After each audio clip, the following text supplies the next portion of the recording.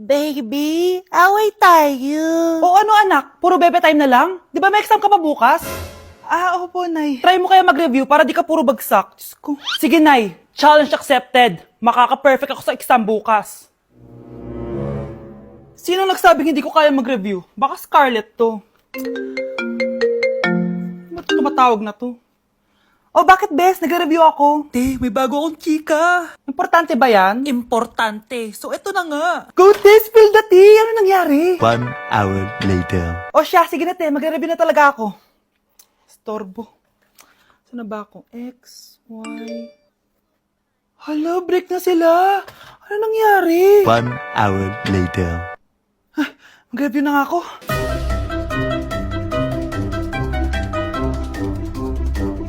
Good morning, anak! Anak, bakit ganyan itsura mo? Hanay, nag-review ako buong gabi. Akala ko puro numbers lang yung math.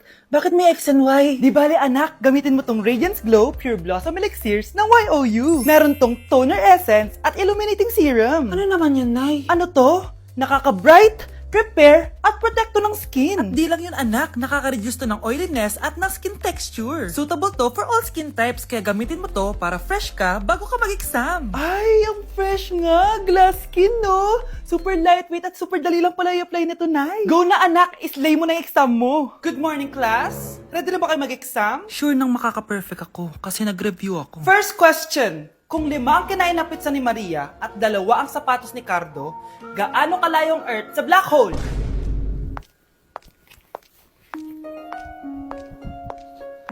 Hindi man lumabas ang mga nireview ko, ang importante, maganda ako. Anak, sigurado ka na bang itutuloy mo yung pagpunta mo sa ibang bansa? Huwag ka na malungkot, Nay. Kailangan ko magtrabaho doon para sa inyo ni Kyle. Ate, mamimiss ka namin. Basta anak ha, palagi kang mag-iingat doon. Kapag inaabuso ka nila, tawagan mo lang ako. Ano ka ba, Nay? Think positive lang tayo, ha? Sige na, baka malate pa ako sa flight ko. Bye-bye na, mamimiss ko kayo. Bye, anak.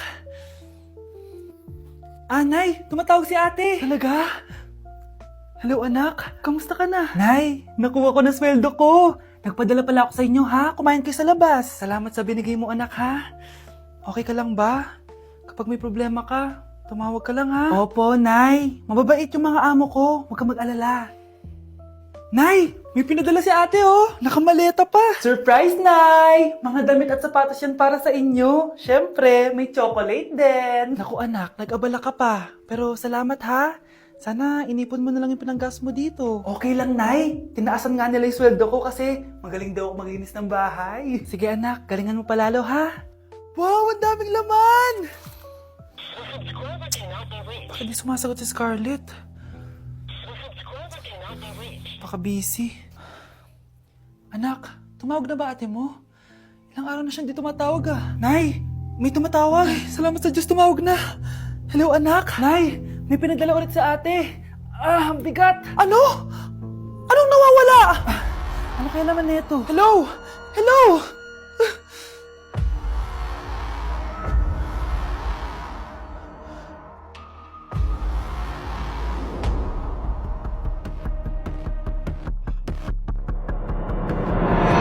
Ang isang 50% po ay mapupunta sa isa niyang anak. Ano? Baka yan yung isa naming anak na nawala? Oo, sa amin na lang yan. Ako! Ako ang isa pang anak ni Ramon. Oh, akala ko ba nawawala yung isang anak ni Ramon? Attorney naman, huwag ka maniwala dyan. May sakit kasi sa utak yan. Wala akong sakit, attorney. Maniwala ka, please.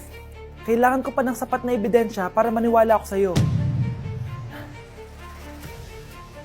Sige na, babalik na lang ako. Ito na ba yung bagong bahay ng anak ko? Ikaw, babae ka? Sinubukan mo pang agawin sa amin ang kayamanan ng tatay mo? Ang sama niyo, tita! Gusto niyo kunin lahat! Well, hindi naman maniniwala sa'yo si attorney dahil wala kang ebidensya. Tao po, attorney po ito. Nandiyan si attorney. Halika dito. Ayan. Ikukulong muna kita dito sa bodega hanggat hindi ko pa nakukuha mga kayamanan. Yes, attorney. Hawak ko na ang 100% ng kayamanan ni Ramon. Nandito na ang titulo, papeles at cheque ng mga kayamanan niya. Ay! Salamat, attorney, ha? Scarlett, Hindi ko na alam kung ano nangyayari sa nanay ko. Pero huwag ka mag-alala. Ako bahala sa'yo. Kailangan na matigil tong pinagagawa ni nanay. Tao po. Sino ka? Ako po yung nanay ni Scarlett, yung anak din ni Ramon. Totoo ba to? Pinagsasabi mong babae ka? Kami lang ang pamilya ni Ramon.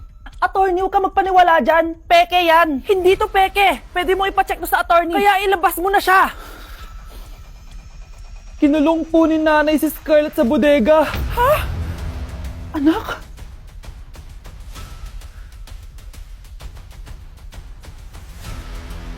Kinulong po ni nanay si Scarlett sa bodega. Ha?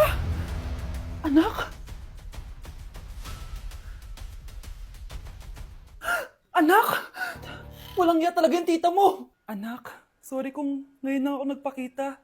Pinakulong kasi ako ng babaeng yan. Deserve mong makulong. Ikaw ang ikukulong namin dahil child abuse ang ginagawa mo. Ano? At hindi mo na din makukuha ang 50% ng mana. Hindi pwede! Nay, masaya ako na nandito ka na. At hindi na din tayo maghihirap dahil sa pamana ni tatay. Masaya din ako, anak. Siyempre kasama ka dito sa Manta.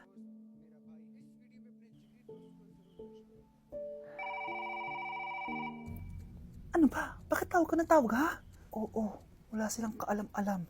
Sige na, baka mahuli pa tayo. Sa wakas, sa atin na ang mana. Maghahati tayo dito. Palayasin mo na yung mga batang yun, ha? Ako bahala. Ang galing talaga natin magpanggap date. Mga anak, aalis na tayo dito sa bahay. Lilipat tayo sa mas malaking bahay. O eto, mga gamit nyo, inimpake ko na. Talaga, Nay? Scarlett, huwag ka maniwala dyan. Nagpapanggap lang yung nanay mo. Samantha, ano yung mga pinagsasabi mo? Magjowa sila ni attorney. Sinet up nila tayo. Ganyan ba ang ugali mo, Samantha? Kaparehas ng nanay mong sinungaling? Samantha, ano ba? Kung ayaw mo sumama, edi wag. Sige, kung totoong anak mo talaga si Scarlett, saan at kailan mo siya ipinanganak? Ang dali naman yan. Edi sa Manila. Pinanganak ako sa ibang bansa. Hindi ikaw ang nanay ko. Ay, oo nga pala, sa ibang bansa pala. Sorry, nakalimutan ko. Ang dami namang drama. Total, nasa amin na ang mana. Umalis na kayong dalawa. Kung ayaw niyong pati kayo, ipakulong ko. Kung meron mang makukulong, kayong dalawa yon. Salamat sa pagtawag, Samantha. Inaaresto kita, attorney, sa kasong panloloko. Palpak ka talaga! Naisahan niyo ako ngayon, ha? Hindi pa ako tapos sa inyo. Talagang sinira mo yung sarili mo, attorney, para sa pera. At ang dami mo na palang naloko. Samantha, huwag na tayo maghiwalay, please. Oo, Scarlett. Dito lang ako palagi sa tabi mo. Kayong dalawa, mag-ingat kayo palagi, ha? Gamitin niyo na maayos sa pamana ng tatay niyo. Salamat po. Nakikiramay po ako sa pagkawala ng asawa niyo. Masakit para sa amin ang pagkawala niya. Kailan pala namin makukuha yung mga ipapamana niya sa amin? Ipaprocess pa po namin yun, ma'am. I-update na lang po namin kayo. Sige po, attorney. Sakit ng pagkawala niya. Nay, tignan mo, may medal ako. Oh, ano namang paki ko dyan? Di ka ba proud sa akin? Hindi. At wala akong paki sa'yo. Iniwan ka na ng tatay mo, di ba? Kaya pwede ka na umalis dito. Bakit ka ba ganyan sa akin, Nay? Huwag mo nga akong matawag-tawag na nanay dyan. Kadiri! Hindi kita anak. Ang nanay mo, wala na. Malandi kasi. Nay, gutom na ako. Ay, gutom na baby ko. Wait lang, mag-order ako ng steak for you, ha? Yay! Steak, my favorite!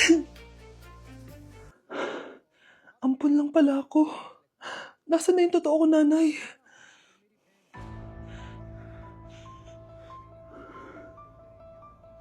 Tulog sila.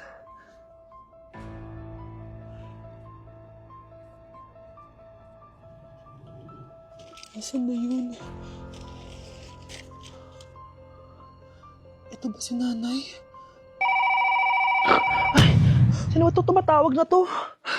Muntik na yun. Attorney? Hello, ma'am. May update na po sa ipapamana ng namatay niyo pong asawa. Sige. Punta ka dito sa bahay. Sa wakas, ito na yung araw na pinakahihintay ko. Hoy, ikaw! Pag dumating dito si attorney, magtago ka.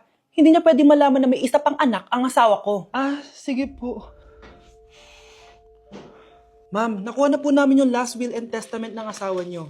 Ang nakasulat po dito ay ang 50% ng kayamanan niya ay mapupunta po sa inyo. Ha? Mali ata yan, attorney. Dapat 100% ang mapupuntang kayamanan niya sa amin. Kami lang ang pamilya niya eh. Bali ma'am, ang nakasulat po kasi dito ay ang isang 50% po ay mapupunta sa isa niyang anak. Ano? Baka yan yung isa naming anak na nawala? Oo, sa amin na lang yan. Ako! Ako ang isa pang anak ni Ramon.